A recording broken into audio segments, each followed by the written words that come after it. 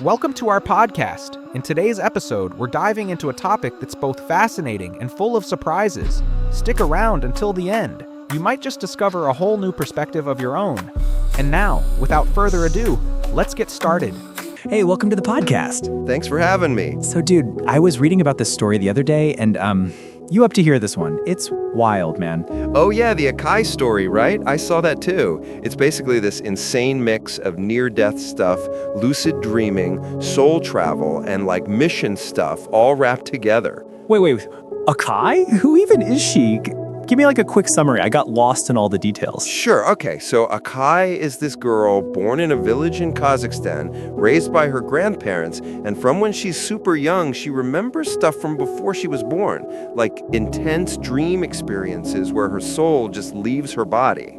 Rebirth scenes, like actual memories from before she was born. That's insane, dude. Exactly. She describes being in this dark tunnel, seeing white light, and meeting this gentle voice they call a guardian who's explaining things to her. So the guardian's like telling her she's going to be born and that she's a girl, and she doesn't even know what girl means yet.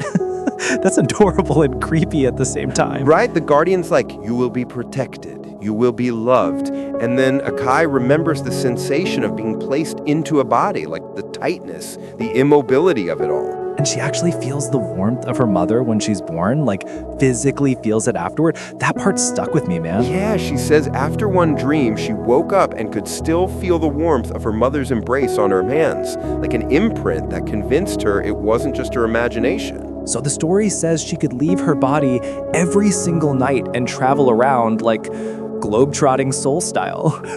Is that like literal in the story? Literal in her account. She describes seeing her sleeping body from above, flying around Earth, going to the moon and back, and talking telepathically to animals and plants. Telepathy with animals and plants? Exactly. She says she can communicate inwardly, like mentally, though it didn't work with her grandparents, so she had to actually speak out loud to them, which made her feel sad.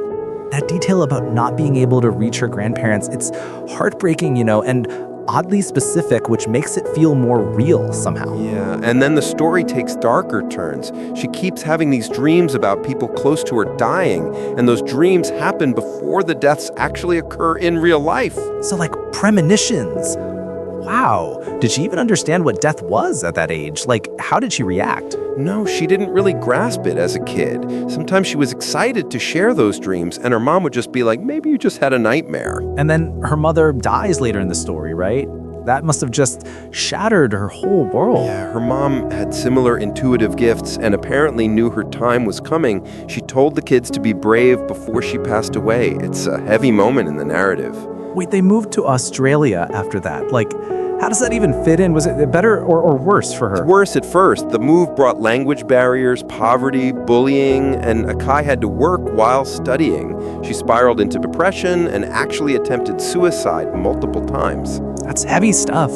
But like, the story doesn't stay in that darkness, right? There's gotta be a turning point. Exactly. One night she cries to the moon and asks God to show her why she's still alive.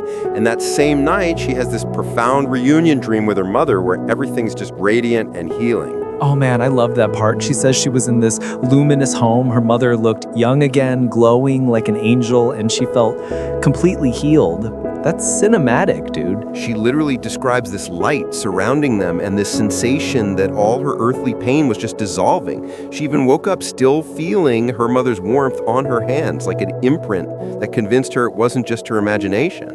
That tactile memory, that detail right there sells the whole thing, It's not just like metaphysical fog. There's continuity between the dream and waking up. Exactly. After that, she felt reborn, man. Depression lifted. She relearned how to live, and she said she forgot her old self, like a complete identity reset. The source keeps coming back to this phrase, dreams are like a window or a bridge to other lands or dimensions. Did Akai actually say that? Yeah, the material literally says dreams are like a door or a bridge to other lands or dimensions, and Akai treats them like portals to deeper realities. And there's this whole bit about inventions and discoveries coming from dreams? Did the story give examples? It did. The narration points to historical examples like Mendeleev seeing the periodic table in a dream, Einstein getting universe insights, the DNA structure discovery, musicians composing from dreams, even this playful mention of Google getting ideas from dreams.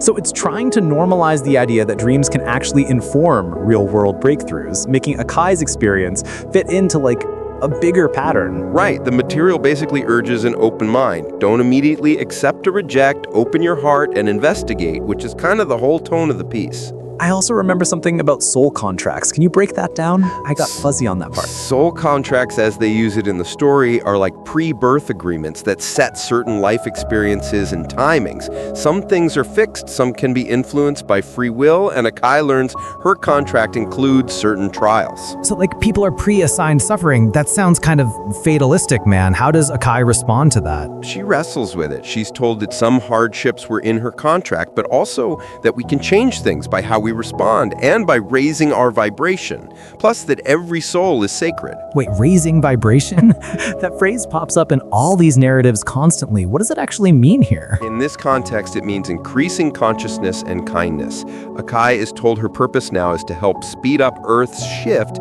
by being a living example. Be kind, stay true to yourself, and people will be inspired. So her mission isn't flashy, not fighting aliens or saving cities, but quiet. Just embody goodness and influence others. I can actually get behind that. Exactly. The higher beings tell her you don't need to do anything special, just be you, and that living well naturally awakens others around you. That's actually pretty powerful, Small acts ripple outward. But the story also shows painful growth, like her uncle who abused her appears in soul form and apologizes. Yeah, in 5 consecutive nights, her soul encountered other earthly souls, including her abusive uncle, but their souls were full of remorse, and she felt love, not hatred. It's a profound forgiveness moment. That reversal from anger to compassion is one of the more moving parts. It shows how meeting people at the soul level can totally change the narrative. Exactly, and that leads into her searching for meaning. She meditates, asks higher beings why she's here, and is shown this tiny luminous being handing her a contract, like a symbolic confirmation of her purpose. That image of a little glowing spirit handing a contract, it's cute and cosmic at once. It's totally comforting. Totally, and it pushes her further. She reads Einstein in the library after getting nudged by an inner prompt, and she resonates with his idea that the universe itself can be a kind of faith. The narrative literally says she asked Google and the librarian and was guided to books. That's a modern mystic right there. Modern mystic for sure. She even describes this moment in Russia when, without control, her soul left, and she finally met her guardian and these higher luminous beings who answered all her questions. And they told her the mission: help raise Earth's frequency so that old Earth shifts into a new Earth. She's basically a catalyst, right? Exactly. She's not the savior, but like a supporting agent to speed up a planetary transition. And the advice she gets is practical. Be kind, be yourself, influence through example. There's also that gentle but challenging idea. Some souls choose not to awaken and they all reincarnate. It's a big cosmology wrapped into one life story. Right, the story frames awakening as optional. Some have predetermined timelines in their contracts. Others can accelerate or delay their awakening by choices they make in life. So what's the big takeaway here? That dreams can be evidence of wider realities and that personal healing can translate into collective change? Yeah, and also that mystical experiences can coexist with everyday struggle. Migration, poverty, depression, those aren't glossed over, they're part of the arc. And the piece asks readers to keep an open heart and actually study the evidence, pointing to dream-inspired discoveries like Mendeleev and others, nudging people from skepticism to curiosity. It does. It says open your heart and investigate, and mentions that dreams have influenced major breakthroughs in art throughout history, so don't just dismiss them offhand. I love that it feels both intimate and cosmic, like childlike pre-birth wonder and planetary missions in the same breath. Totally. And what are you doing today? I'm going to go out and find myself some life missions. Any critiques or red flags we should mention, though? Seriously, we should note this is a first-person account and a spiritual interpretation, so it's subjective. Some claims, like exact causal links from dreams to inventions, are actually debated historically and scientifically. Good point. Treat it as a meaningful narrative that invites inquiry, not as like empirical proof of metaphysics. But what a story to sit with and think about. Totally. Whether you take it literally or metaphorically, Akai's arc from trauma to healing and purpose is compelling and offers practical advice, kindness, authenticity, and openness. Okay, one last quick question. What would you tell someone skeptical who reads this and thinks it's just fantasy? I would say be curious, look up the historical examples, meditate on your own dream patterns, and remember the story's core is about healing and compassion. You don't have to buy all the metaphysics to take that in. Perfect. Okay, thanks for walking through this with me. Feels like we just traveled with Akai's soul for a bit. My pleasure. Always down for a cosmic chat like this. And to everyone listening, share your thoughts, and if any of your dreams ever felt like messages, tell us in the comments. And hey, keep an open heart out there. Seriously though, don't forget, the story says dreams are like a door or a bridge, so maybe your next big idea is waiting behind a nap. And if you do find a glowing contract in a dream, send it our way. We'll review it on the show. If you enjoyed this episode, don't forget to leave a comment, hit the like button, and subscribe. Your support really keeps me motivated to create even better podcast episodes packed with valuable insights and knowledge to share with you all.